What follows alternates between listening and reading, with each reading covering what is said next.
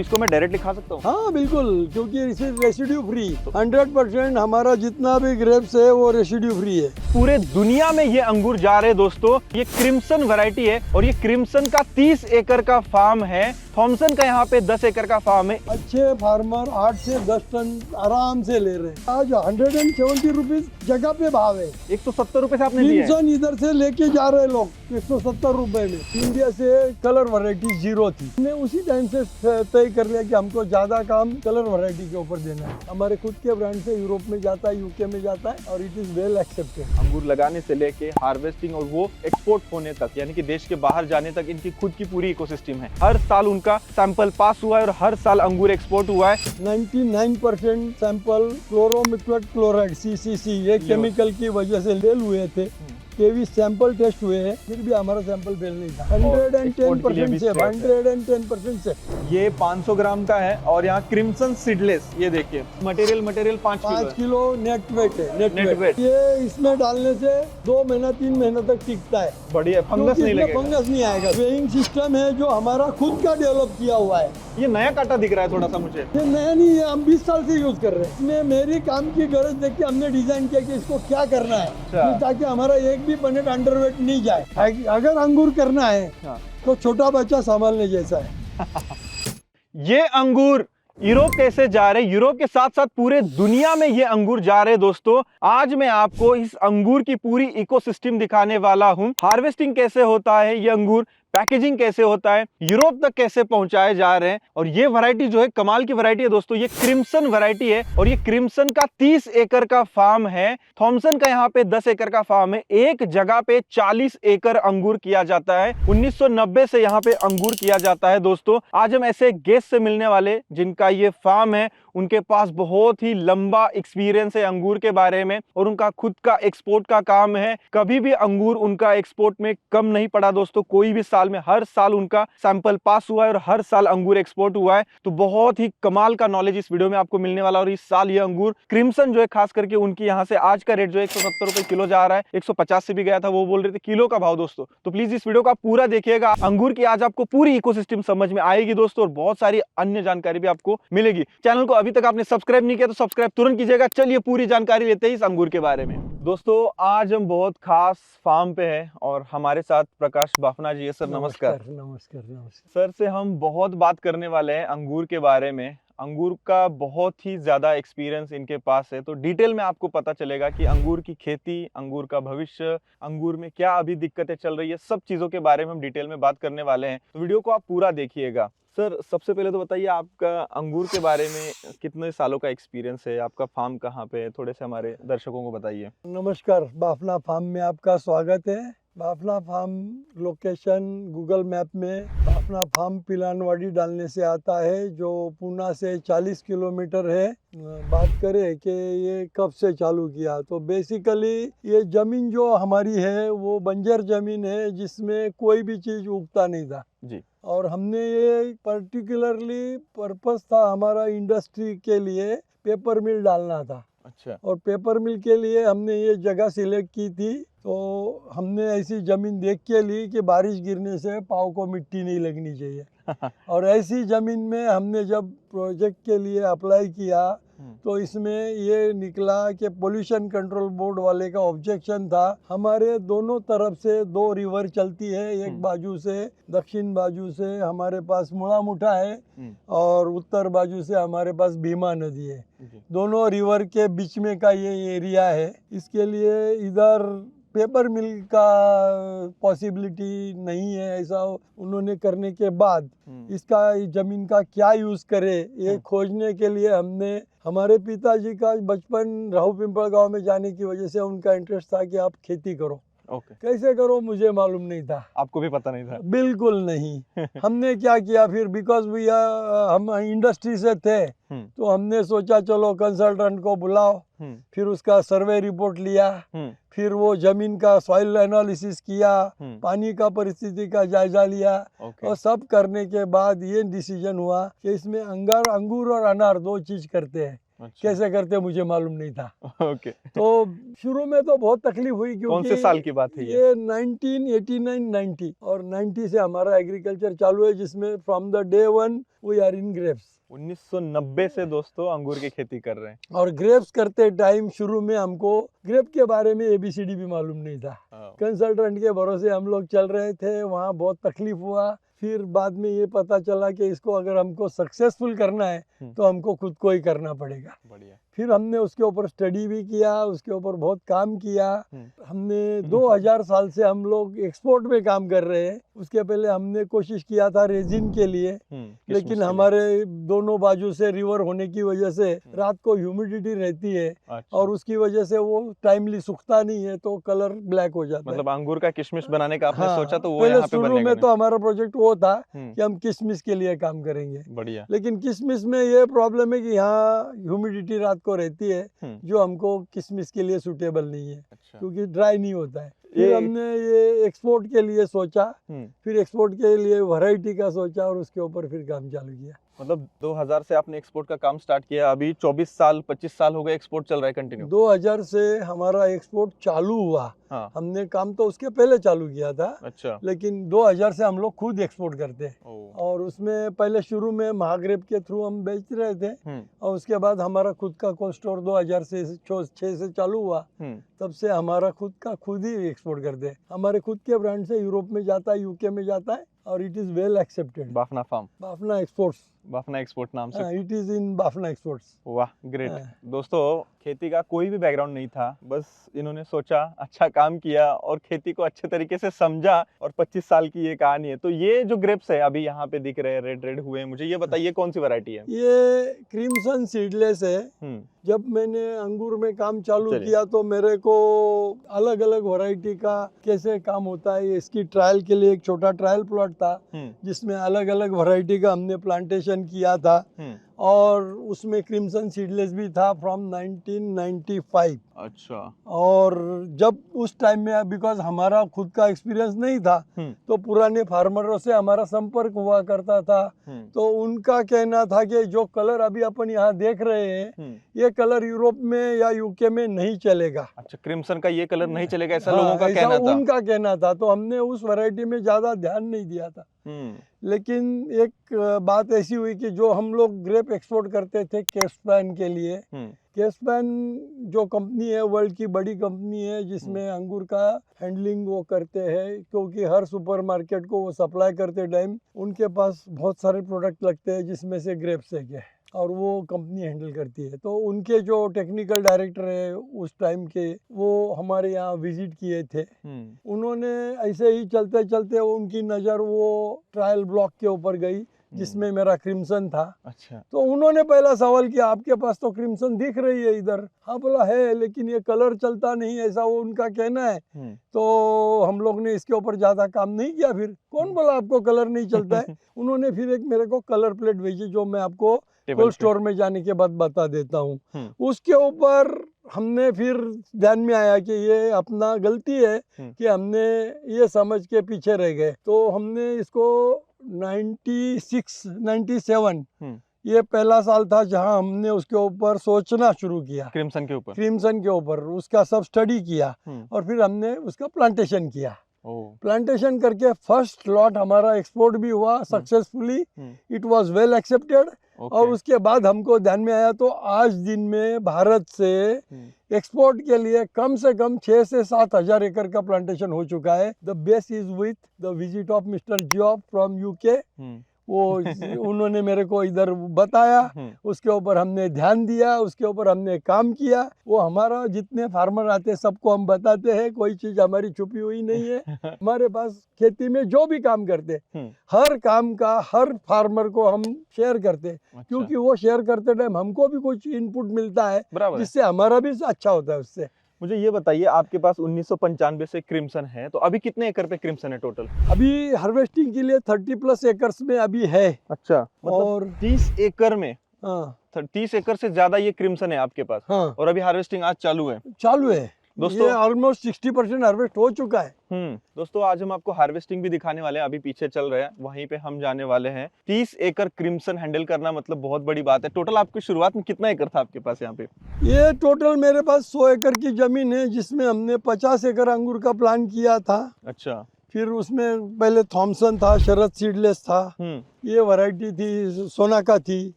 फिर हमने एक्सपोर्ट के लिए जब सोचना शुरू किया तो एक्सपोर्ट के लिए थॉमसन की जरूरत थी। फिर उसी टाइम में मेरा जो स्टडी हुआ उसमें ये ध्यान में आया कि वहाँ उस टाइम में 40% प्लस मार्केट था कलर वैरायटी का और 60% था व्हाइट वैरायटी का, और इंडिया से कलर वैरायटी 0 थी। अच्छा। तो हमने उसी टाइम से तय कर लिया कि हमको ज़्यादा ध्यान कलर वैरायटी के ऊपर देना है। क्योंकि हमारा यहाँ से वो जाने के लिए माल नहीं है, उस पीरियड में मार्केट खाली रहता है वहाँ। तो अभी करंट सिचुएशन में हमारे इंडिया के जो किसान है वो अंगूर की खेती कहाँ पे कर सकते हैं, वो थोड़ा सा बेसिक बताइए। बेजर तो अभी Nashik area, Solapur area, Sangli area, Maharashtra में, ये महाराष्ट्र के 3 पैकेट्स है जहाँ अंगूर का खेती होता है। बिकॉज अंगूर के लिए खाली जमीन, हवा, पानी इतना ही नहीं है, उसको एक्सपर्ट लेबर भी चाहिए। और एक्सपर्ट लेबर जो है वो उस एरिया मिलते हैं। एग्रोनॉमिस्ट तो फार्मर खुद ही है।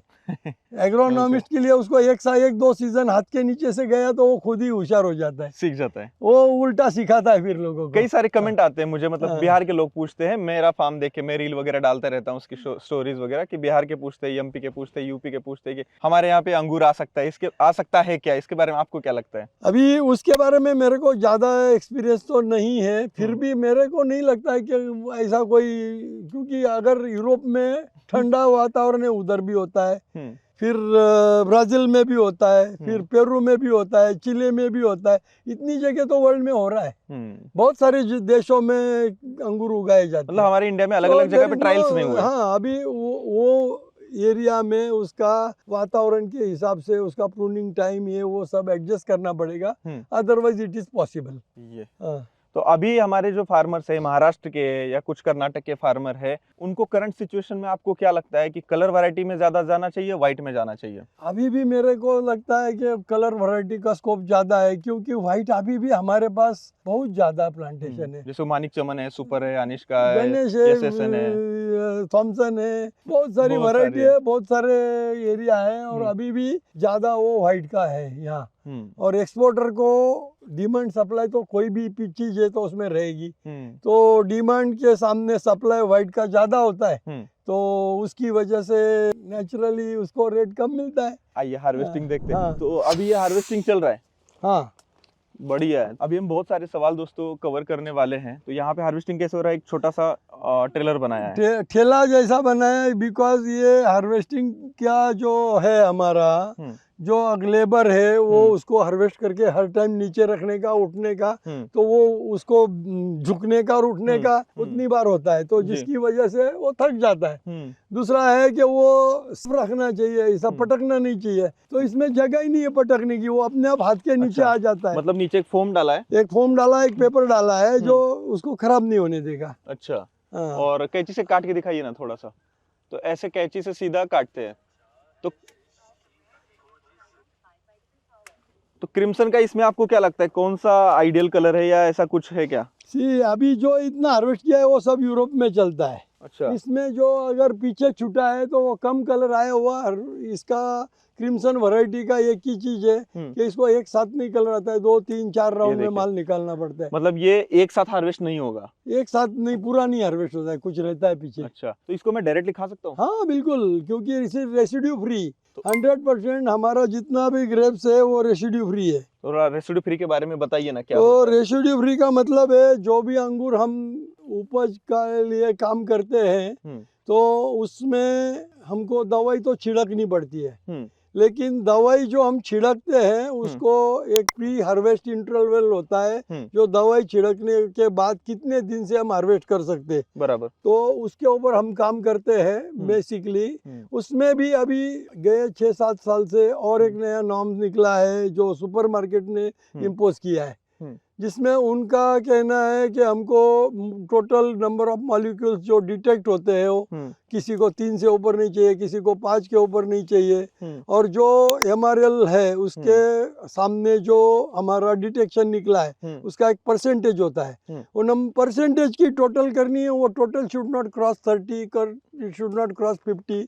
ऐसा हर एक का अपना अपना नॉर्म है, बराबर। उस हिसाब से फिर उसका प्राइस भी मिलता है और उस हिसाब से उसका रिक्वायरमेंट भी फुलफिल होता है। मतलब फॉर एग्जांपल अगर देखा जाए तो रेसिड्यू फ्री मतलब इसमें से हार्वेस्टिंग के टाइम पे केमिकल का अंश खत्म हो जाता है, हो मतलब कम जाना हो चाहिए, जाता है। जितना खत्म होगा उतना बेटर है, उतना अच्छा रेट मिलेगा। 100% समझो खत्म भी नहीं हुआ तो एक सपोज कोई भी केमिकल है, सपोज कार्बनडिज्म का MRL 0.3 है और हमारा 0.03 आया तो इट इज ओनली 1%।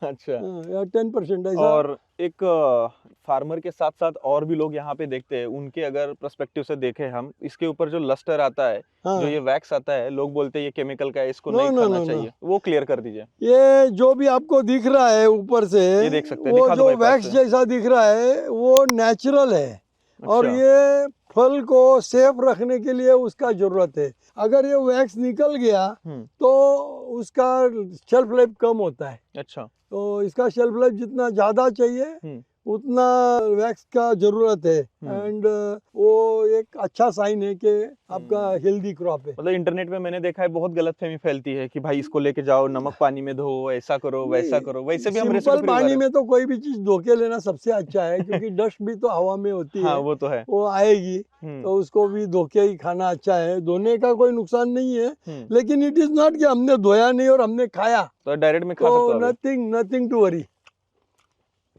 इसमें काफी पल्प है, ये पल्पी वैरायटी है, काफी इंटरेस्टिंग है क्रिस्पी दोस्तों। है। नाम काफी अच्छा है, क्रिम्सन। इसका सबसे ज्यादा जितना वर्ल्ड में अभी अंगूर है उसमें सबसे ज्यादा शेल्फ लाइफ इसी वैरायटी का है। बहुत सही है ये हाँ, हार्वेस्टिंग का सिस्टम। ये अपने को जो अड़चन है उसको देख के अपना अपना मॉडिफिकेशन करते हैं, जुगाड़, यही तो जुगाड़ होता है खेती का। क्या है, अगर हमारा लेबर यहाँ काम करता है और उसका सुविधा से हमने देखा तो हमारा माल सेफ रहेगा। बराबर है। अगर वो उसको हर टाइम नीचे झुकना है, फिर काटना है, फिर झुकना है, तो 100 बार झुकेगा, 101 बार ऊपर से छोड़ देगा।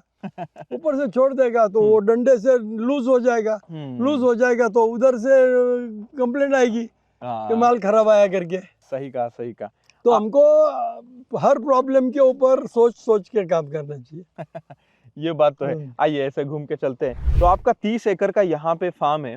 कोई भी आम फार्मर अगर स्टार्ट करना चाहता है तो आपने कहा कि कलर वैरायटी में ज्यादा स्कोप है, कलर वैरायटी में अच्छा पैसा भी मिल सकता है। ये बात तो सही है, लेकिन आपको क्या लगता है कि मतलब पहले 1990 से लेके या अभी तक सिचुएशन खराब थी, अच्छी थी, कैसे थी? तब ज्यादा पैसा ज्यादा मिलता था कि अब मिलता है? डिपेंड्स। अभी क्या है कि मार्केट की रिक्वायरमेंट चेंज होती गई। पहले शुरू में तो हमारा एक्सपोर्ट का इतना कोई आइडिया नहीं था, इधर लोकल मार्केट के ऊपर डिपेंडेंट थे। तो अंगूर ये ऐसा चीज है कि साल में भर काम करके 2 ही महीना हार्वेस्टिंग का आता है नॉर्मली, बराबर, फरवरी, मार्च और मिड ऑफ अप्रैल। उसके पहले लेते हैं ऑड सीजन का, तो उसको एटमॉस्फेयर का जिसको सपोर्ट है, जैसे मालेगांव साइड में या सटाना साइड में हम जाएंगे तो उनका अर्ली प्रूनिंग रहता है, या फलटन साइड में उनका अर्ली प्रूनिंग रहता है।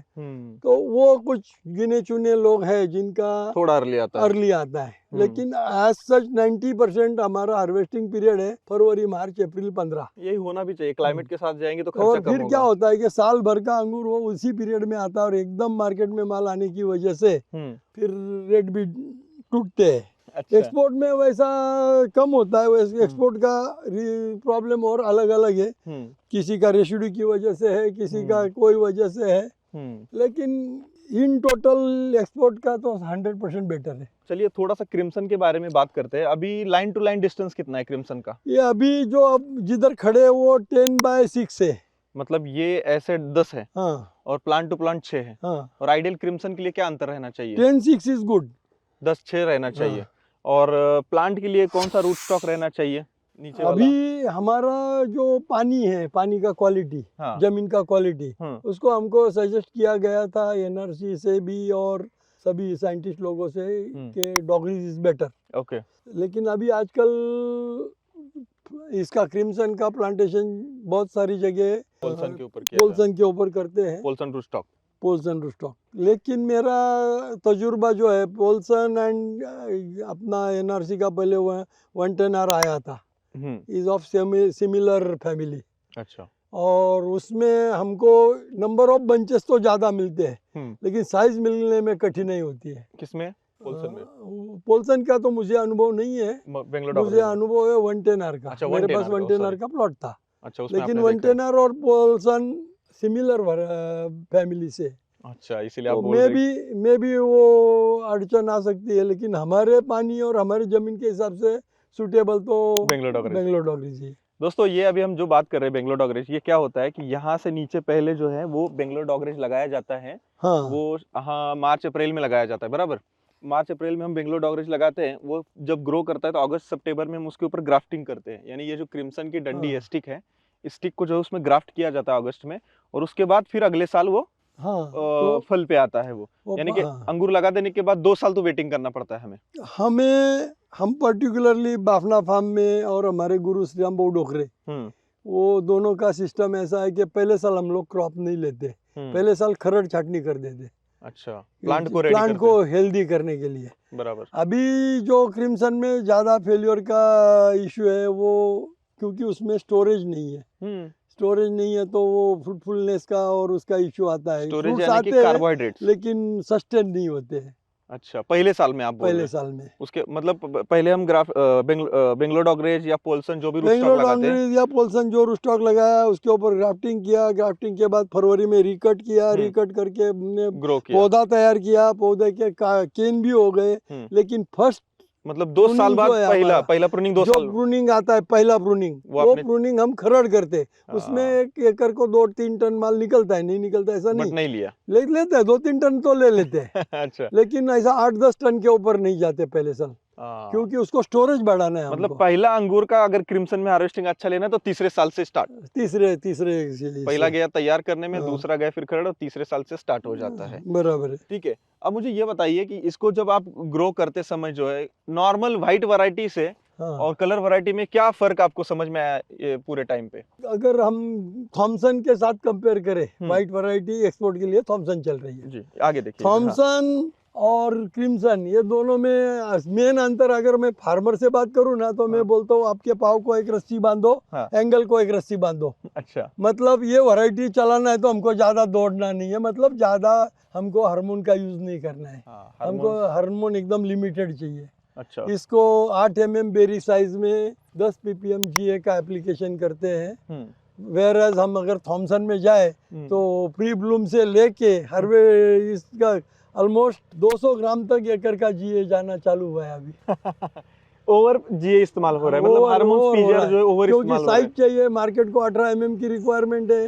18 mm साइज नहीं होने के लिए फिर लोग तो वापरते हैं, GA वापरेंगे, CPPO वापरेंगे और डायमोर वापरेंगे, अलग अलग चीज। इसको हमने रिस्ट्रिक्ट किया है क्योंकि इसका हमारा जो ट्रायल ब्लॉक था उसमें हमने सब ट्रायल किए हुए हैं। अच्छा, हमने जो ट्रायल ब्लॉक किया था उसमें हम हर वैरायटी के ऊपर अपने को मार्केटेबल करने के लिए कितना हार्मोन मिनिमम रिक्वायर्ड है उसका हमने फिक्स किया हुआ है। अच्छा, और ये जो हमने उस टाइम में फिक्स किया 10 ppm GA और 1/2 ml सुपर शक्ति कंबाइन, इसका एप्लीकेशन देने से 18 mm का साइज आराम से होता है, कलर आने में दिक्कत नहीं रहती है। अच्छा, आपके यहाँ पे ये जो कलर वैरायटी हो रही है इसका 5 मिनट में हमें फास्ट साल का प्रोसेस पूरा बताइए ना, कैसे कैसे होता है, मतलब खरड़ छटनी कब होती है, उसके बाद फ्रूट वाला कब होता है, कैसे प्रोसेस होता है? अपन फर्स्ट हार्वेस्टिंग के लिए खरड़ छाटनी तक तो ऑलरेडी पहले बोल चुके। हाँ, उसके बाद जो नेक्स्ट हमारा नॉर्मल प्रूनिंग होता है अप्रैल का, वो अप्रैल में ही होता है जनरली। मार्च एंड अप्रैल में हम लोग उसका पहले खरड़ छाटनी करते, मतलब हाँ, तो बेस कटिंग बोलते हैं उसको। वो करने के बाद हमारे को जो स्प्राउटिंग आएगा, वो स्प्राउटिंग में हम जैसा थॉमसन में सबकेन करते हैं ऐसा क्रिम्सन में भी करते हैं। 7 पान के ऊपर सबकेन करते हैं। इसको हमारा जैसा थॉमसन में अपन यूज करते हैं BA यूरासिल, ऐसा इसको भी करते हैं। और बाद में इसको 15 पान में हम स्टॉप कर देते हैं। 15 पान में स्टॉप करके उसका स्टोरेज हो जाता है। और इसका पहले जो हमारा प्रूनिंग होता है करीबन 15-20 सितंबर से लेके 15 अक्टूबर तक का हमारा प्लान है for crimson. Fruit cutting. Crimson में एक बात ध्यान में रखने की जरूरत है, अगर हमने लेट प्रूनिंग किया तो हमारे एरिया में कलर आने में बहुत डिफिकल्टी होती है। मतलब 15 सितंबर से 15 September to 15 October is suitable time. India मतलब इंडिया लेकिन अभी ये वेदर चेंज की वजह से कभी बारिश आता है, कभी क्या आता है, तो थोड़ा आगे पीछे करना पड़ता है। लेकिन बहुत आगे हम जा नहीं सकते क्योंकि उसका फिर बाद में कलर आने को डिफिकल्टी आ रही है। ओके। तो हम लोग 15 October is the final date for crimson. Last pruning 15 October के पहले उसे खत्म करना है। अच्छा। फिर उसके बाद हमारा हार्वेस्टिंग आ जाता है फरवरी में। कितना महीना? करीबन 150 दिन लेता है ये वैरायटी। पहला हार्वेस्टिंग के लिए टोटल एवरेज 140 से 150 दिन तक लगता है फर्स्ट हार्वेस्टिंग के लिए। इसमें राउंड में हमको हफ्ते के बाद इसको 2 बार 3 बार राउंड लेना पड़ता है। अच्छा। क्योंकि जो पीछे कलर पूरा नहीं आया उसको पीछे छोड़ते हैं। शुगर तो आ जाती है लेकिन कलर कम रहता है। और तो कलर आने के लिए हमको पहला राउंड एक कलर का निकाला, दूसरा लाइट कलर का दूसरा राउंड निकाला, तीसरा राउंड फिर वापस कलर वाला निकाला और चौथा राउंड लोकल में दे दिया। तो ऐसा करके इसको फिनिश कर दे। और मुझे ये बताइए कि इसी 150 दिन में जो है पेस्टिसाइड फंजीसाइड कितना इस्तेमाल होता है, कब तक इस्तेमाल होता है? अभी जैसा आपने अगर अंगूर में बाकी चीज़ों के हिसाब से हमारा कोई ऐसा प्री प्लान नहीं है एटमॉस्फेयर के हिसाब से, क्योंकि हमारे पास वेदर स्टेशन है, उसमें ह्यूमिडिटी टेम्परेचर सब मालूम पड़ता है क्या परिस्थिति है, अभी कौन सा रोग आने वाला है और क्या उसको पेस्टिसाइड देना है, इसका वेटिंग पीरियड कितना है, हमको अभी सेफर कितना है। अच्छा। और मेजर आप देख रहे हैं ना, हमारे पास बायोलॉजिकल का इस्तेमाल ज़्यादा है। बायोलॉजिकल कि हमारे पास जय बायोटेक करके हमारा कंपनी है जी। तो बायोलॉजिकल में मतलब जो पीएसबी है, केएसबी है, नाइट्रोबैक्टीरिया है फॉर जमीन पर्पस के लिए, फिर ट्राइकोडर्मा जमीन में भी देते हैं, ऊपर स्प्रे में भी देते हैं। फिर 2010 में अपने पास इंडिया से जो ग्रेप गए थे वो ऑलमोस्ट 99% सैंपल क्लोरोमिक्वेट क्लोराइड CCC ये केमिकल की वजह से, लियोसिन की वजह से फेल हुए थे। लेकिन बाफना फार्म में टोटल उस टाइम में 23 प्लॉट थे, 23 सैंपल टेस्ट हुए हैं, 23 सैंपल यहाँ भी पास हुए, वहाँ भी पास हुए। हमने अक्टूबर में ड्रेंचिंग भी किया था, स्प्रे भी किया था, फिर भी हमारा सैंपल फेल नहीं था। दोस्तों इसका मतलब क्या है, देखो जो हमारे इंडिया से बाहर अंगूर जाते हैं उसका टेस्ट होता है और उसमें रेसिड्यू जो लिमिट के अंदर होना चाहिए तब वो वहाँ पे लिया जाता है बाहर के देशों में, चाहे आप यूरोप में भेज रहे हैं, जहाँ पे भेज रहे हैं। तो 2010 में जो है, जो अभी सर ने केमिकल का नाम बताया, वो बहुत पाया गया था और वो बैन हुआ था। उसका बैन नहीं हुआ, उसका रीजन है कि उस टाइम में हम लोग इसको हार्मोन बोल के ट्रीट करते थे। अच्छा। केमिकल बोल के ट्रीट नहीं करते थे इंडिया में। बराबर। और लेकिन उनके लिस्ट में वो केमिकल में था। अच्छा। वो तो पता नहीं चला, वहाँ जाके वो फेल हुआ। ऑफ कोर्स ये जब बात है, वो पहले हर देश की अलग अलग MRL थी। बराबर। उसके बाद यूरोपियन यूनियन का एक सेंट्रलाइज हो गया। उस लिस्ट में इसको जहाँ जहाँ जिसके टेक्निकल डाटा नहीं था वो केमिकल सब डिटेक्शन लेवल में बैन हो गया। अच्छा। उनको और दैट वाज द रीजन ये सब सैंपल फेल हो गए। बराबर। सेफ्टी पर्पस के हिसाब से, सेफ्टी के हिसाब से it was not at all wrong. उसका 1 ppm का सेफ्टी है और 0.05 का उसका लेवल दिया था डिटेक्शन का, और 0.05 के ऊपर के हर सैंपल को फेल किया। हमारा 0.05 से नीचे क्यों आया कि वी यूज बायोलॉजिकल, और हमारे पास उसको डिग्रेड करने की हमारी खुद की मेथड है। अच्छा। जो केमिकल हम यूज करते हैं उसको टाइमली उसको डिग्रेड भी करते हैं वापस, ताकि हमारे डिटेक्शन एकदम कम पैमाने में आए। और यही रीजन है जिसके लिए परसों NRC ग्रेप्स का एक समिट था जिसमें मुझे बुलाया था और उन्होंने मेरा एक्सपीरियंस के लिए पूछा था कि भाई 25 साल हो गए एक्सपोर्ट कर रहे हैं, 25 साल में 23 प्लॉट होके एक भी सैंपल फेल नहीं, उसका क्या वजह है? हमेशा एक्सपोर्ट हो रहा है। हाँ, अभी तक एक भी सैंपल कभी फेल नहीं हुआ, तो क्या रीजन है? तो ऐसे ही मजाक में तो एक केमिकल वाले को बोल दिया आपने, शायद केमिकल की जगह पानी दिया होगा इसके लिए हुआ, लेकिन वैसा नहीं है। It is because we are having the technology to reduce the chemicals by using biological. बढ़िया है, मतलब खाने के लिए सेफ भी है, 110% सेफ, 110% सेफ। अच्छा, मुझे हाँ। यहाँ पे बताइए तो एक इरिगेशन। बार इन बिटवीन इसमें ये बताना चाहूँगा कि 2010 में जो इशू हुआ, उसके बाद असदा सुपरमार्केट की टेक्निकल टीम 17 मार्च फिक्स डेट थी, 5 साल खाली स्टडी करने को आते थे कि बाफना फार्म के सैंपल फेल क्यों नहीं हुए। मतलब हर साल पास हो रहे हो और export। 5 साल उन्होंने इसको स्टडी किया। They wanted to take it to the world कि ये प्रैक्टिस करो ताकि आपका केमिकल का अंश खत्म हो अंश जाएगा। खत्म होगा और सेफ रहेगा। बढ़िया बढ़िया। हाँ। एक चीज मुझे बताइए, यहाँ पे आप इरिगेशन इसको रेगुलरली कैसे करते हैं क्रिम्सन को? क्रिम्सन को थोड़ा पानी का रिक्वायरमेंट थॉमसन से थोड़ा ज़्यादा है जी। अभी हमारे पास जितना भी प्लॉट है उसमें जो बेड के ऊपर आपको एक ड्रिप लाइन हाँ, दिखेगी, एक ही है। एक सेंटर में है, वो सब सरफेस है। वही मैं सोच रहा हूँ हाँ, कि और हम दो लोगों को- दो दो इसको लाइन है। मतलब एक लाइन ये है, एक लाइन ये है और दो लाइन के बीच में सेंटर में सब सरफेस जमीन के अंदर है। जमीन के अंदर एक है। हाँ, अच्छा। तो क्योंकि बारिश में रूट्स उधर तक जाते हैं, हाँ लेकिन उसके बाद उसको पानी नहीं मिलने से मर जाते हैं। हाँ। तो हमने ये सोचा कि इसको अगर ज्यादा हेल्दी रखना है तो हमने 2 जगह पानी का व्यवस्था किया है। ओ, एक तो ऊपर से एक अंदर से एक भी है। ऊपर से और एक उधर से, उसको हफ्ते में एक बार पानी देते, इसको अल्टरनेट डे पानी देते। ये दोस्तों हाँ। देखिए, ये सिस्टम है कि पानी का इरिगेशन बहुत ही इंपॉर्टेंट होता है। मैं भी सीख रहा हूँ 2 सालों से पिछले। इरिगेशन बहुत इंपॉर्टेंट है हाँ, अंगूर के खेत में। इरिगेशन इज आपके हर आदमी का जमीन और वातावरण इसके हिसाब से अपना अपना सेटरेट करना पड़ेगा। It is not a thumb rule. हाँ, ये बात हाँ, सही कहा। ये नहीं है कि भाई रिकॉर्ड में लिखा और वैसा मैंने किया तो सक्सेस होगा। नहीं, हर सॉइल अलग अलग है। सॉइल हर एक की अलग है, टेम्परेचर एटमॉस्फेयर भी अलग अलग है। आपने खरपतवार क्यों नहीं निकाला, घास क्यों नहीं निकाली? अभी इसमें कैसा है कि हम लोग क्रिम्सन पर्टिकुलरली उसको कलर आने के लिए सनलाइट की जरूरत है, ह्यूमिडिटी की जरूरत है। तो खरपतवार होने से थोड़ी ह्यूमिडिटी इंक्रीज हो जाती है। अच्छा। हाँ, और वो कोई अपने को नुकसान तो नहीं करती है। बराबर। पिछले कई वर्षों से मैं देख रहा हूँ किसान भाई बोल रहे हैं कि अंगूर की खेती नुकसान वाली और कुराड़ी से काट के फेंक दे रहे और क्षेत्र कम होता जा रहा है। इसकी क्या वजह है?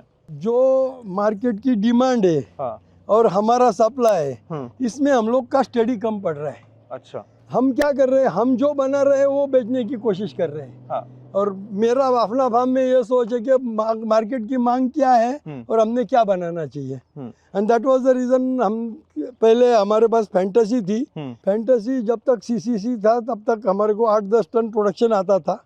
सीसीसी का यूज बंद होने के बाद उसका प्रोडक्शन कम हो गया, तो alternately we went on crimson. Crimson के पहले भी मेरे पास कलर ही वैरायटी थी मेजर। अच्छा, यही स्टोरेज अपना? हाँ, ये अपना कोल्ड स्टोर है। अच्छा। वहाँ से मटेरियल अनलोडिंग का है। अच्छा। आदमी का जाने का ये अभी वाला जो ट्रैक्टर भर के आया इधर से? हाँ, ये ट्रैक्टर उधर दिखा दो खाली भाई करके अभी पीछे। वापस जा रहा है। अच्छा, वहाँ पे अंगूर पूरा खाली किया। हाँ। आइए अंदर चलते हैं। जैसे अभी हमारी वही बात हो रही थी कि अगर मार्केट के हिसाब से हमें उगाना है तो फिर खर्चा बढ़ता है, किसान भाई बोलते हैं, और हमें पैसा उतना नहीं मिल पाता है। तो इसका क्या सोल्यूशन हो सकता है? यही है कि डिमांड और सप्लाई का हर एक आदमी ने सोचना चाहिए। तो दोस्तों, अभी हम अंगूर खेत से यूरोप कैसे जाता है, यहाँ पे 25-30 सालों से यहाँ से जा रहा है, तो बहुत ही बड़ी बात है दोस्तों। 1 साल भी सैंपल रिजेक्ट नहीं हुआ है, केमिकल का अंश नहीं मिला है, तो इनका प्रैक्टिस ना एकदम ललन टॉप आप कह सकते हैं। तो यहाँ पे अंदर अभी पूरा पैकेजिंग हो रहा है, गाड़ियां भर के जा रही है, ये सब कुछ हम आपको दिखाने वाले हैं। लेकिन मैं अंगूर के एरिया में जब घूमता हूं तो मुझे किसान भाई बोलते हैं कि संतोष भाई, हम एक्सपोर्ट के लिए कर ही नहीं सकते, हम बस सफेद वाला अंगूर करेंगे, लोकल में ही करेंगे। तो सर, ऐसी मानसिकता क्यों है, क्यों बदल नहीं रहे लोग? सर, हर आदमी ने पहले हर चीज के लिए सोचना चाहिए, नथिंग इज इम्पॉसिबल।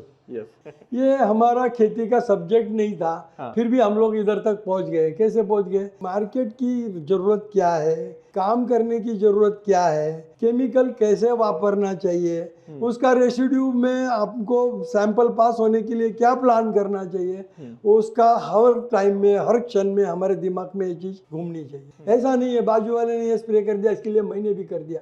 नो, कि हमको ये अभी वातावरण है, इसमें डाउनी का प्रादुर्भाव होने की शक्यता है, पाउडर की शक्यता है, तो उसमें हमको लिस्ट ऑफ केमिकल है एनेक्सर 5 में, तो उसमें से मैंने कौन सा यूज करना है। अच्छा। तो हमको इसका अपना खुद का एक स्टडी करना पड़ता है कि मेरे पास में अगर मैंने ये दवाई छिड़की है तो इसका सैंपल हार्वेस्ट होने के टाइम इसका वैल्यू कितना आएगा, रेसिड्यू वैल्यू। ये सैंपल पास होगा, पीएचआई फॉलो करोगे तो सैंपल पास होने का कोई डर नहीं है। लेकिन आज के दिन में अभी आगे की सोच है, आगे सुपरमार्केट की रिक्वायरमेंट है, हमको मैक्सिमम 5 मॉलिक्यूल डिटेक्शन चाहिए। हमने तो 40 मॉलिक्यूल यूज किए, मतलब 35 मॉलिक्यूल हमको डिग्रेड करने हैं, बहुत ज्यादा हो गए। फिर हमारे पास कोई सुपरमार्केट की रिक्वायरमेंट, हमको 3 ही सैंपल चाहिए। फिर वो बोलते हैं कि हमको टोटल नंबर ऑफ जो अपने केमिकल डिटेक्ट हुए हैं उसका समझो ये हमारे लिए 1 ppm है और 0.3 आपको मिला है तो 3% हो गया।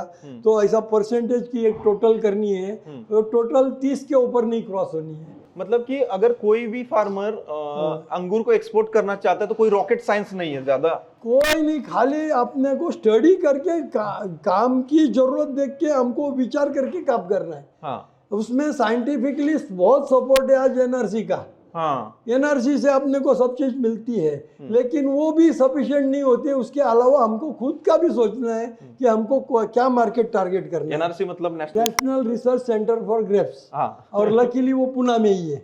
तो दोस्तों आप रिसर्च सेंटर में जाके भी जानकारी ले सकते हैं कि एक्सपोर्ट के अंगूर हमें कैसे बनाना है, क्योंकि अगर हम देखिए जमाने के अनुसार हम नहीं टिके रहेंगे तो हम कहीं ना कहीं छूट जाएंगे पैसा कमाने से।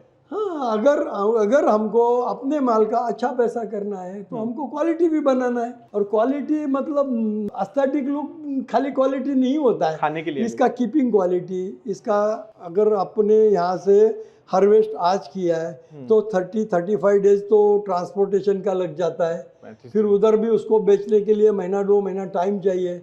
वो ऐसा ऑल ऑफ ए सडन बेच भी नहीं सकता है, वो कोल्ड स्टोर में प्रिजर्व करता है। जैसा सुपरमार्केट को ऑर्डर आता है डे बेसिस के ऊपर उसको सप्लाई करता है, फिर वो सेल होने के बाद उसका सेल नोट बनता है, फिर अपने को पैसा आता है। मान लीजिए पुराना फार्मर है जो पुराने वैरायटी में फंसा हुआ है, उसका प्लांट अच्छा नहीं है, वो अटका हुआ है, अगर वो नए कलर वैरायटी में आना चाहता है या एक्सपोर्ट करना चाहता है तो वो जानकारी कहाँ से सीखे ये सब चीजें? ये सब चीजें तो एनआरसी में, national research centre for grapes में तो अवेलेबल है, लेकिन उसके अलावा आपको आपके फील्ड में, आपके एरिया में एटमॉस्फेयर क्या है, रेनफॉल कैसा है, ह्यूमिडिटी कैसे है, इसका सबका स्टडी अपने को डे टू डे करते रहना, क्योंकि रोज चेंज हो रहा है ना। ग्लोबल वार्मिंग की वजह से जो हमने 10 साल पहले किया वो आज एप्लीकेबल नहीं हो रहा है। हर बार पेपर नया होगा, हर बार इसको सोचते रहना पड़ेगा। लेकिन अंगूर एक ही चीज ऐसी है कि आदमी को अलर्ट रखता है। अगर किसी को खेती करना है, भले उसको काम की वजह से ज्यादा नहीं कर सकता है, फाइनेंशियल रिस्ट्रिक्शंस की वजह से नहीं करता है, फिर भी 1 एकड़ करेगा तो उसके बाकी के दूसरे क्रॉप है वो भी सक्सेसफुल होगी, क्योंकि इसमें अलर्ट रहेगा, इसमें ज्यादा सीखेगा। क्यों? इसका एक उदाहरण मैं आपको देता हूँ। मेरा यहाँ से एक 7 किलोमीटर के ऊपर गन्ने का फार्म है, जिसमें हमने लेवल करने के बाद हमारे गाय के फॉडर के लिए हमने मक्का लगाया। हर किसान बोलता है कि मक्का के बाद शुगर केन अच्छा नहीं आएगा, मक्का के ऊपर मक्का भी नहीं आएगा, लेकिन हमने मक्का के ऊपर मक्का 5 बार लिया।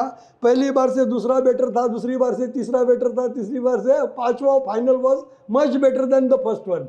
तो उसका रीजन क्या है कि हर हार्वेस्टिंग के बाद सॉइल सैंपल लिया, सॉइल चेक किया, सॉइल में क्या कमी है उसकी फुलफिल करी, वो मेज क्रॉप के लिए क्या जरूरत है उसको नक्की किया, उसके हिसाब से उसको न्यूट्रिएंट का मैनेजमेंट किया, तो अच्छा हो गया। मतलब और एजुकेशन उसके बाद अभी शुगर केन लगाया है, दैट इज ऑल्सो गुड। तो एजुकेशन मेन मुद्दा लगता है। एजुकेशन तो हर आदमी को तो जिंदगी में जीना है तो 2 बार खाना है, तो खाने के लिए तो मदर 1 बार सिखाती है, बाकी तो अपने आप ही करते हैं ना।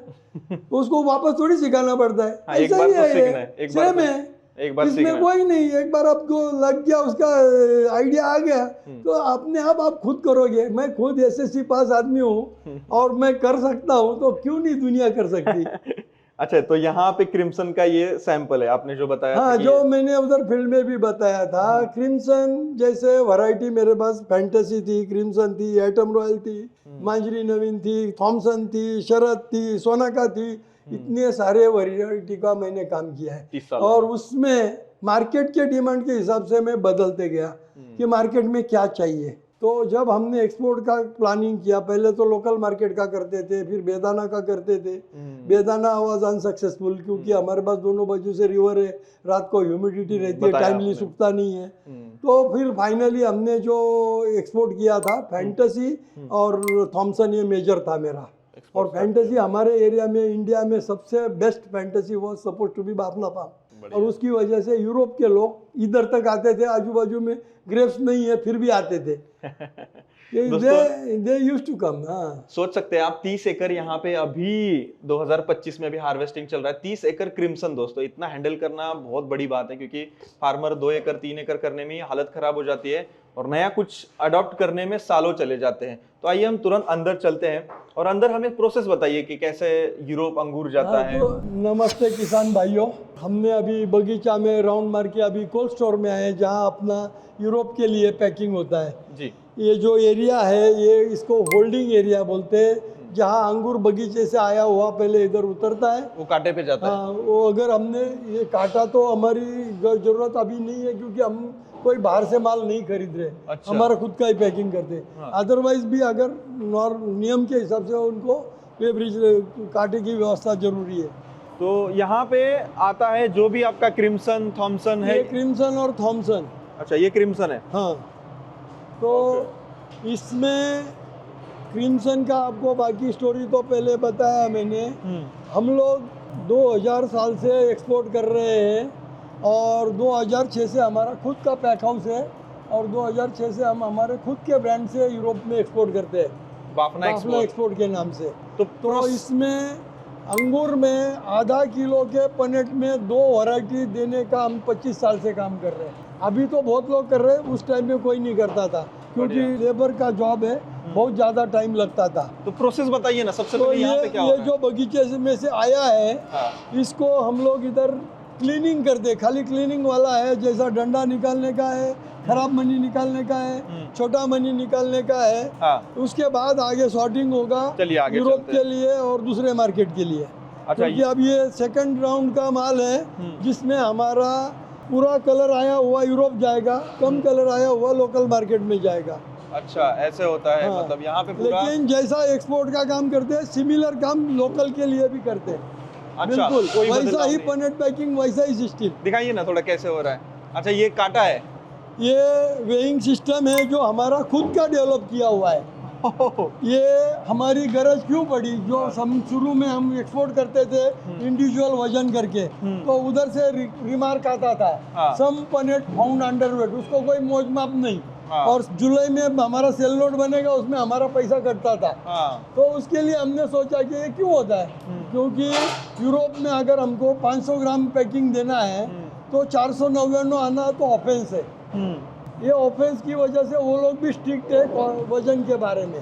तो हमने क्या किया है, इसको, ये नया काटा दिख रहा है थोड़ा सा मुझे। ये नया नहीं है, हम 20 साल से यूज कर रहे हैं। मैंने नहीं देखा आज तक हाँ, कि किसी 1 के पास 2 नहीं है। 3 4 5 ये 6 12 स्केल का मिलके एक स्केल है, 12 का मिलके टोटल करता है। 550 मिनिमम दिया है, हाँ। 20 ग्राम का टॉलरेंस दिया है। अच्छा। तो ये 553 लास्ट वेट हुआ। ये हर एक का वजन वो लाइट लगता है, वो लाइट लग गया, उसको उठा के उसमें डालना है बस। मतलब ये रेड लाइट 2 लगा तो यहाँ पे दो का मतलब 2 है, वो मेन और ये 3 अच्छा। लगा तो 3, इसमें 3 लग गया, 3 रखना है।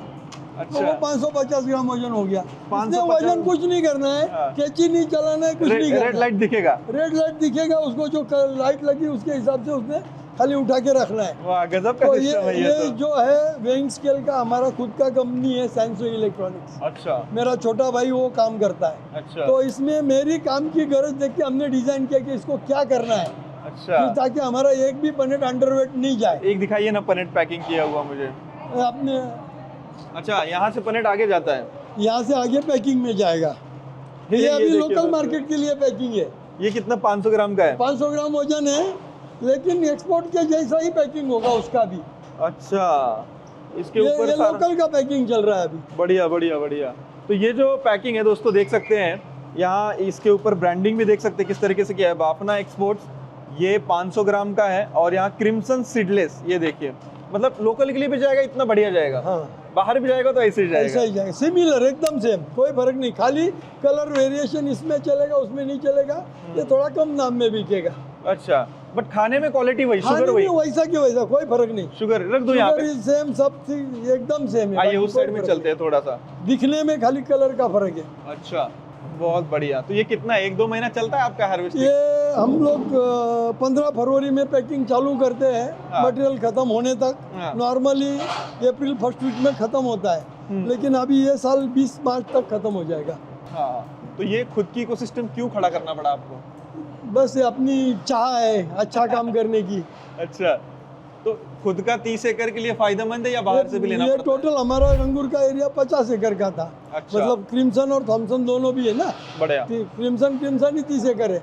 तो ये जो अभी पैक किए हुए बॉक्सेस हैं, हाँ, ये इसके ऊपर भी ब्रांडिंग है आपका? इसके ऊपर ब्रांडिंग है ना। हाँ। कंपनी का नाम है PP Bafna venture private limited. हाँ, तो ये अभी कंपनी का नाम है। इसमें कितने बाफना पनेट है एक एक्सपोर्ट। में? ये 10 पनेट 5 किलो वजन। अच्छा, इसमें 10 पनेट है अभी। हाँ, और मटेरियल 5 किलो 5 है। किलो नेट वेट है। नेट वेट पनेट बिनेट सब छोड़ के। मतलब 5 किलो का वो पैसा देंगे जहाँ पे भी हाँ, जाएगा? जहाँ भी जाएगा, लेकिन इसका वजन जो हमारा जाएगा अप्रोक्सीमेटली 5-300 5-400 तक जाएगा नेट वेट। बढ़िया है। और 550 से 570 तक लेते हैं। 530 ग्राम तो पनेट के साथ वजन है। हाँ। 30 ग्राम पनेट छोड़ दो, 500 ग्राम रह गया। इसमें पेपर किस चीज का डाला जा रहा है? ये सल्फर पैड है। ये मतलब सल्फर डाइऑक्साइड का स्लोली रिलीज करता है ताकि फंगस नहीं आए। अच्छा, ये सल्फर पैड है। हाँ, तो ये डालना ग्रेप पड़ता गार्ड है? बोलते हैं इसको। हाँ। ड्यूअल रिलीज है। हाँ। और ये इसमें डालने से 2 महीना 3 महीना तक टिकता है। बढ़िया, फंगस नहीं लगेगा। फंगस नहीं आएगा। तो ऊपर की तरफ डाला जाएगा वो? या ऊपर से डालेंगे पैकिंग करने के बाद। मतलब वो पनेट उसमें डाल दिए, पनेट डालने के बाद डाइऑक्साइड उसमें रिलीज करते रहेगा स्लोली, एकदम माइन्यूट, ताकि इसमें कोई फंगस नहीं डेवलप हो। तो इसके बाद क्या होता है आगे का प्रोसेस? इसके बाद ये रैंडमली हम लोग यहाँ क्यूसी बोलेंगे इसको, क्वालिटी कंट्रोल। अच्छा। जिसमें हम लोग बॉक्स का सब ये टेयर वेट निकाल के ये वजन है।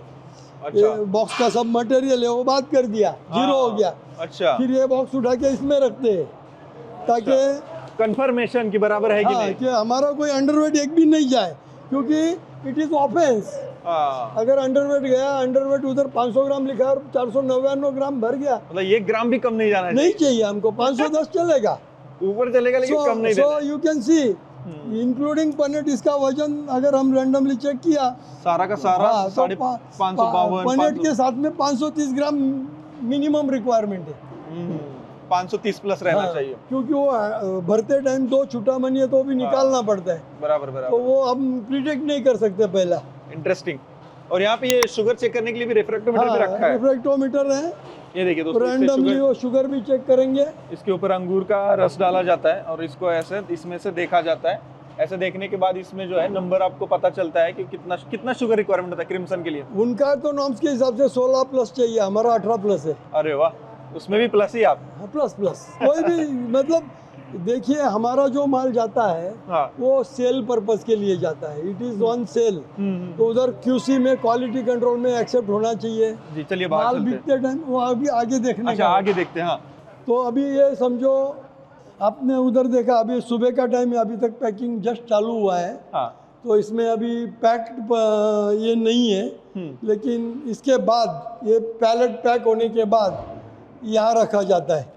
यहाँ क्यों रखा जाएगा? ये प्री कूलिंग यूनिट है। वो बहुत ठंडा है तो। जिसमें ये तो अभी बंद है, नहीं तो 0 डिग्री में चलता है। इसमें क्या करते हैं कि ये पैलेट ये ऐसा लगाया, हाँ। ये ऊपर से ये पर्दा डाल दिया, हाँ। साइड से नीचे से पैलेट को बंद कर दिया, ये जो खुली जगह है उसको। बराबर। तो वो जो भी हवा है बॉक्स के थ्रू पास होती है। हाँ। वो वहाँ से वो हवा छोड़ता है। हाँ। और प्रेशर डेवलप होता है और वो अंदर उल्टा हवा जाता है, गर्म लेके अंदर जाता है। यहाँ पूरा ठंडा रहेगा। ये ठंडा रहता है, ये गर्म हवा खींच लेता है और ठंडा करके वापस छोड़ता है। बढ़िया बढ़िया। तो ये 5-6 घंटे में जो अपना 25 डिग्री टेम्परेचर का बेरी है, हाँ। वो 0 डिग्री पे आ जाएगा। तो वो कितने दिन तक खराब नहीं होगा? फिर ये आगे जाके कोल्ड स्टोर में हमको मेंटेन करना है। जब तक हम कोल्ड चेन में मेंटेन रखेंगे हमारा खराब नहीं होगा। हाँ। जनरली हमारा माल है, शेल्फ लाइफ सबसे अच्छा है। अच्छा। इसके लिए हमारा बहुत लेट तक चलता है।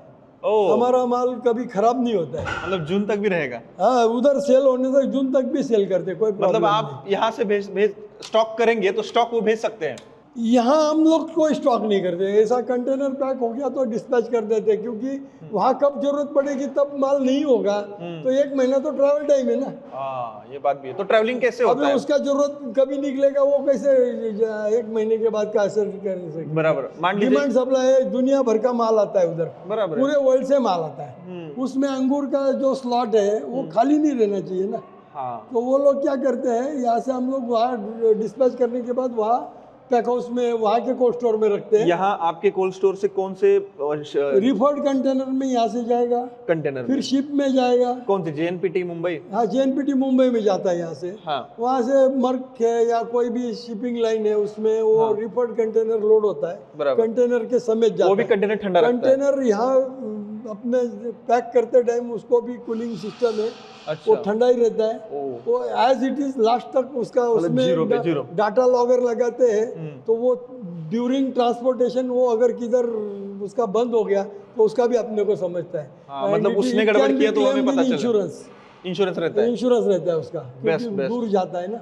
यूरोप में जाने के लिए 40 दिन लगता है, अभी रेड सी बंद अभी है। बिकॉज हाँ, क्योंकि हमारा पहले तो जो जाता था 25 दिन में जाता था। हाँ। अभी फिलहाल तो भी 35, 40, टाउन से घूम के 45 जा रहा दिन है। लगते हैं, depending on the steamer line, कौन सा लाइन से जा रहा है। हाँ, ये किसी बात। का फट जाता है, किसी का थोड़ा स्लो जाता है, कौन बीच में रुकता है। तो ये जब 40 दिन समंदर से मतलब सी से ट्रैवल करता है, तो ट्रैवल करते समय वो कंटेनर में कितना टेम्परेचर पे मेंटेन रहता है? ये 1 डिग्री में सेट किया हुआ रहता है। 1 डिग्री पे रहेगा? हाँ, उनका। अच्छा। अपना इधर अभी देखिए 0.3 डिग्री टेम्परेचर है, हाँ। 99.7 डिग्री ह्यूमिडिटी है। अच्छा। हमको ह्यूमिडिटी रहने से उसका डिहाइड्रेशन नहीं होता है, श्रिंक नहीं होता। नहीं होता है तो सूखता नहीं है, अच्छा। वो मेंटेन रहता है। तो यहाँ fresh। से अंगूर वो 1 महीना कंटेनर में रहेगा, 1 महीने बाद वहां पे खाने के लिए निकालेंगे तो 4-5 दिन तो चलेगा कि नहीं? नहीं, वो महीना भर चलेगा अगर, क्योंकि अभी यूरोप जाता है, यूरोप में टेम्परेचर नहीं है, बराबर। हाँ, यूरोप में हॉट एयर नहीं है, बराबर है। तो वो ऐसे भी एटमॉस्फेयर भी अच्छा है उनका, और उनका सिस्टम ही सेल का सब कंट्रोल टेम्परेचर में, वाह। क्योंकि वो सुपरमार्केट में आइए इधर बाहर अभी से। कोल्ड स्टोर में जाएगा। दिखाइए ना। तो कि ये इतना बड़ा सिस्टम तो आम किसान नहीं कर सकता है। नहीं, ये वो इधर तो बहुत ठंडा है। ये अभी 0.3 डिग्री है ना, लेकिन ह्यूमिडिटी की वजह से अपने को नहीं लगता है। हाँ। ये सब यूरोप के लिए जाने के लिए तैयार है, अच्छा, यूरोप के लिए रेडी है ये? रेडी है। कंटेनर आएगा, लोड होके जाएगा। ये लेफ्ट साइड का है, वो लोकल मार्केट के लिए। अच्छा, ये सब अलग अलग रखा है सॉर्ट करके? हाँ, ये स्टिकर वाला जो है, हाँ ये स्टिकर लगा हुआ, हाँ हाँ। ये यूरोप का है। ओ। वो छोटा स्टिकर लगाया हुआ है, हाँ, वो लोकल मार्केट का है। ये लोकल मार्केट का है। आइए लोकल मतलब local means Dubai. Dubai, Dubai. हाँ। मतलब वो भी बाहर ही जा रहा है। लोकल। मुझे लगा इंडिया में। इंडिया में तो नहीं बिकता है, सब बाहर ही जाता है, अच्छा, क्योंकि बाहर ही खर्चा चलते हैं। करोड़ेगा नहीं ना। हाँ, मुझे ये बताइए। ओ भाई, बहुत ठंडा था यहाँ पे तो। हाँ, अभी तो देखिए, अभी 0 डिग्री में आ गया। ये क्रिम्सन इंडिया में क्यों नहीं बिकता? अगर इंडिया बिकता वाले है ना, इंडिया में भी अच्छा बिकता है अभी। अभी 4 पनेट का बॉक्स हमारा 500 रुपए में बिकता है इधर। 4 पनेट का 500 रुपए में? 2 किलो का 500 रुपए। बड़े 250 रुपए किलो बिक रहा है लोग। 250 में समझो पैकिंग कॉस्ट है, वो गई तो भी 200 रुपए के ऊपर का कॉस्ट हो गया। बहुत बढ़िया, बहुत बढ़िया। तो अच्छा क्वालिटी तो इधर भी अभी लोग पैसा दे रहे, लेकिन वो आस्ते आस्ते बिल्टअप हो रहा है। हाँ, बिल्डअप होगा वो। हाँ। बट मुझे ये नहीं समझ में आ रहा कि अगर मैं हूँ 1 एकड़ क्रिम्सन लगाता हूँ, तो मुझे कैसे, किस वे से जाना चाहिए एक्सपोर्ट करने के लिए? नहीं, अभी तो आज के दिन में क्रिम्सन वैरायटी की इतनी डिमांड है हाँ, कि आप, अगर मैं जब शुरू में नया क्रिम्सन का उपज चालू किया, बाहर चलते तो हमारे पास जितने फार्मर आते हैं, हाँ, तो उनको हम बताते थे आप अगर चांद पे लगाओगे तो वहाँ भी आ जाएगा बाहर, क्योंकि इतना डिमांड है उसको। मतलब चांद पे लगाएंगे तो भी क्रिम्सन खरीदने के लिए लोग हैं। हाँ, ये अभी लेबर का आने जाने का व्यवस्था है, चेंजिंग रूम है लेडीज और जेंट्स के लिए। बढ़िया बढ़िया, मतलब सारी व्यवस्था है यहाँ पे। ये तो नॉर्म्स में फॉलो करना पड़ता है हाथ धोने के लिए आने के बाद। मतलब अगर मैं क्रिम्सन लगाता हूँ, थॉमसन लगाता हूँ, तो 1-2 एकड़ में लगाता हूँ, तो मुझे ये बड़ा सिस्टम तो मैं नहीं कर सकता। राइट, तो मुझे उस टाइम पे मुझे क्या करना चाहिए? आज के दिन में तो फार्मर एक्सपोर्टर तो कोई खास बचे नहीं है, क्योंकि उसको एरिया बड़ा चाहिए। बराबर। अगर छोटा फार्मर है तो उसने तो एक्सपोर्टर को सेल कर सकता है, लेकिन सब नॉर्म्स फॉलो करके उसने उस टाइप का मटेरियल बनाया तो उसको पैसा मिलेगा। बराबर। और उस टाइप का मटेरियल बनाना खाली अपने को सोच बदलना है, उसमें कोई काम बदलना ऐसा नहीं है। बराबर। हमारी थिंकिंग बदलना है कि हमको ये करना है। बराबर। तो कोई डिफिकल्ट चीज नहीं है, बिल्कुल नहीं।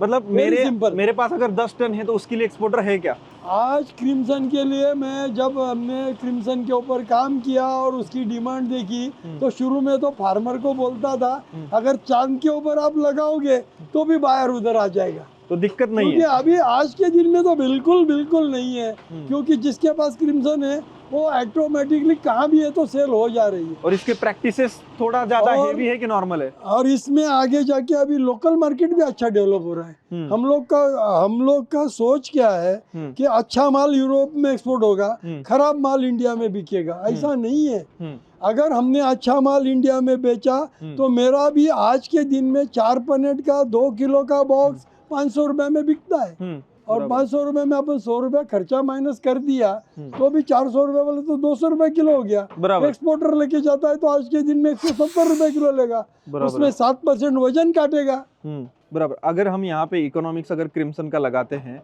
तो मुझे बताइए 1 एकड़ में पीक पे कितना क्रिम्सन निकलता है? अगर उसका जमीन अच्छा है, उसका पानी अच्छा है और उसका कामकाज अच्छा है तो अच्छे फार्मर 8 से 10 टन आराम से ले रहे हैं। कोई जिसका सुपीरियर काम है वो 12 टन तक जा रहा है। मैं 10 टन पकड़ लेता हूँ, मान लीजिए 10,000 किलो इनटू एवरेज रेट 10 साल का, आप मुझे बताइए क्या रहता है? अभी 125 130 के नीचे तो हमको कभी रेट ही नहीं देखा इसका, आपका जब से हमने शुरू किया तब 30 से। सालों में? नहीं, क्रिम्सन की बात कर रहा क्रिम्सन की हूँ। बात कर रहे हैं आप? उसके पहले तो 60-70 रुपए रेट था। अगर क्रिम्सन में 120 रुपए पकड़ लूँ तो यहाँ पे 12 लाख रुपए प्रति एकड़ हो जाएंगे। हाँ। तो उसमें मुझे बताइए साल भर का कितना परसेंटेज कॉस्टिंग आता है? 30, 40, 50, 60? नहीं, आज अगर समझो हमारा जो काम है वो मैनेजमेंट बेस है, मतलब आदमी लोग काम करते हैं, और आज के दिन में खेती में काम का आउटपुट जो है वो 30% से ज़्यादा नहीं है। अगर आदमी 8 घंटे का काम करता है तो रियल काम उसका 3 घंटे का ही होता है। वो एक्सेप्ट करना चाहिए, क्योंकि खेती में आदमी टिकता नहीं है, नहीं तो। हाँ, ये बात तो है। तो इसका कॉस्ट अगर अपन वर्कआउट करें तो आज के दिन में 1 एकड़ का 1 साल का कितना भी खर्चा किया तो 5 लाख से ऊपर नहीं जाएगा। मतलब प्रति एकड़ अगर नॉर्मल महाराष्ट्र का फार्मर अगर क्रिम्सन की खेती करता है तो 7 लाख रुपए बचा सकता है। हाँ, आज के दिन में इतना रेट है तो बच रहा है। अगर कल 100 रुपए भी बिकेगा तो भी 5 लाख बचेगा। हाँ, मतलब प्रति एकड़ और 5 आज लाख के दिन रुपए। में आज का तो और अलग है। आज 170 रुपीज जगह पे भाव है पर केजी, 170 रुपया। 170 रुपए से आपने दिया है? क्रिम्सन इधर से लेके जा रहे लोग 170 रुपए में। बाप रे बाप, 170 रुपए आपका जा रहा है। अगर 170 रुपए रेट मिलता है तो एक्सपोर्ट करने के बदले इधर ही बेचना चाहिए। लेकिन अपना अभी कमिटमेंट होता है, तो हमको ऑर्डर लेना पड़ता है। आपकी जमीन के अनुसार आपका कितना निकलता है? लगभग 8,000 किलो निकलता है? नहीं, मेरे पास तो क्रिम्सन का एवरेज 6-7 टन का एवरेज आता है। हाँ, मतलब 7,000 किलो अगर पकड़ लूँ तो इस बार का मतलब काफी आपको अच्छा रेट मिला। हाँ, आज का रेट तो एकदम मतलब ये 170। शुरू में 141 रुपए दिया था, आज के दिन में 170 रुपए। बाप रे, 150 रुपए से भी पकड़ ले तो 10-11 लाख रुपए प्रति एकड़ का हो रहा है। मतलब फायदे वाली खेती है ये। ऑफ कोर्स, लेकिन इसको अलर्ट रहना बहुत जरूरी है। अगर अंगूर करना है हाँ। तो छोटा बच्चा संभालने जैसा है। एक लेडी को नए बच्चे को बर्थ दे के उसको 1 साल का करने को जो मेहनत पड़ती है उतनी 100% मेहनत अंगूर के लिए पड़ती है। लेकिन उसका जो आनंद है काम करने का, हाँ। आपके सामने वो अभी मदर को कभी लगता है मैंने बच्चा पैदा किया या उसको बड़ा किया? नहीं। वो तो कॉमन लगता है, उसको कुछ नहीं लगता है। क्यों? कि उसकी अटैचमेंट इतनी है उसको। आनंद होता है बाद में वो कितना भी परेशान किया हो एक झटके में भूल जाता है। हाँ। वो मैंने तो एक्सपीरियंस सेम किया है, है। अंगूर का भी वैसा ही है। अंगूर की खेती एकदम मतलब आदमी को एकदम अलर्ट रखेगी। हाँ। उसका जैसा काम ही नहीं है, कोई भी खेती में दूसरा काम नहीं है। तो अंगूर अभी जैसा। आपको क्या लगता है कि फ्यूचर में अंगूर की खेती कैसी रहेगी? आदमी वर्ल्ड में कम होने का कोई चांस नहीं है। खाने वाले की कमी नहीं है। नया जमाना जो है खर्चा करने वाला जमाना आ गया। तो पैसा दे रहे हैं, तो अगर आप अच्छा काम करेंगे, अच्छा माल बनाएंगे तो पैसा मिलेगा। कम मिलेगा, ज्यादा मिलेगा, लेकिन मिलेगा। तो भविष्य में आपकी बाफना फार्म की क्या प्लानिंग है? मतलब बढ़ाएंगे कि कम करेंगे या कैसे रहेंगे? सी बाफना फार्म में काम करने के लिए थोड़ा सा एक प्रॉब्लम ये है कि नेक्स्ट जनरेशन के जो है उनको बाकी कामों में इतना बिल्कुल फुर्सत नहीं है। हाँ। हमारा एक सामने आप देख रहे हैं नोटबुक का यूनिट है। हम अमेरिका में एक्सपोर्ट करते हैं साल का 400 कंटेनर, और वो लड़का और बहू एक का उस काम में बिजी है। बड़ा लड़का है, उसका नोटबुक का फैक्ट्री है, वो लोकल कैटर करता है, उसको भी फुल टाइम काम में फुर्सत नहीं है। तो नेक्स्ट जनरेशन खेती के लिए आज तो तैयार नहीं हुई, तो इसलिए आप थोड़ा सा होल्ड चल रहे हैं। हाँ, अभी नया अगर अंगूर के लिए तो काम है, अपने को 12 महीना अलर्ट रहना पड़ेगा। तो आगे जाके हमारा अनार में थोड़ा डाइवर्सिफिकेशन वापस हो रहा है, क्योंकि अनार भी एक ऐसी चीज़ है जिसमें 90% लोगों को इशू था with the bacterial blight and dieback. बहुत सारे लेकिन हमारा बायोलॉजिकल का जो हमारा रिसर्च का काम है, उसकी वजह से 2013 से लेके आज दिन तक एक भी फल बैक्टीरियल ब्लाइट का नहीं देखा। और बैक्टीरियल ब्लाइट के लिए जो रिकमेंडेड दवाई है वो भी नहीं यूज करते, इट इज एंटीबायोटिक। बढ़िया बढ़िया, मतलब इतना बढ़िया तरीके से दोस्तों यहाँ पे खेती हो रही है। 30 एकड़ यहाँ पे हैंडल करना, और 30 एकड़ का टोटल अपना 100 एकड़ 100 एकड़ है वो, लेकिन 30 एकड़ अंगूर टोटल अभी 40 एकड़ है। और अनार कितना है? अनार अभी 25 एकड़ हो गया। अनार 25 एकड़ है, 40 एकड़ अंगूर है। आपको कभी देखना हो तो यहाँ बाफना फार्म पे आके देखिएगा, काफी इंटरेस्टिंग यहाँ पे फार्मिंग हो रही है। आपका तो टर्नओवर अच्छा खासा होगा अंगूर का? नहीं, अच्छा है, अच्छा है, भगवान की दया से उसमें कोई कमी नहीं। बहुत बढ़िया। कोई आप फार्मर को एक टिप देना चाहेंगे अंगूर की खेती के बारे में फाइनली एक आध? अभी अंगूर या कोई भी किसान खेती करना चाहता है किसी भी प्रकार की, तो उसमें थोड़ा सा उस क्रॉप का या उस जमीन का या ये डेप में जाके सब स्टडी पहले करना बहुत जरूरी है कि मेरी खेती उसमें लायक है क्या, मेरे पास लेबर उतने अवेलेबल होंगे क्या, वो क्वालिटी के लेबर मिलेंगे क्या।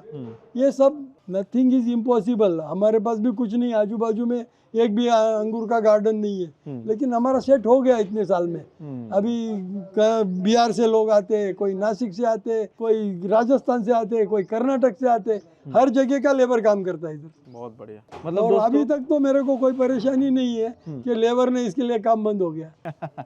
दोस्तों even in lockdown also it was working, काम चालू था। हाँ बिल्कुल, लॉकडाउन में तो एग्रीकल्चर अच्छा ही चल रहा था। एग्रीकल्चर भी चलता था, हमारा नोटबुक का यूनिट भी एक्सपोर्ट का है तो वो भी चालू था, हमारा कोई भी काम बंद नहीं था।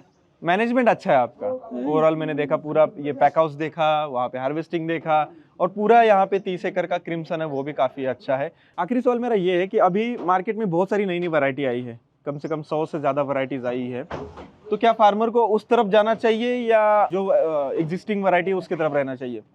अगर पुराना फार्मर है तो उसने जरूर ट्राई करना चाहिए, लेकिन नया फार्मर ने थोड़ा वेट एंड वॉच करना चाहिए, क्योंकि ये नई वैरायटी वो वहाँ उस एरिया में सक्सेसफुल है।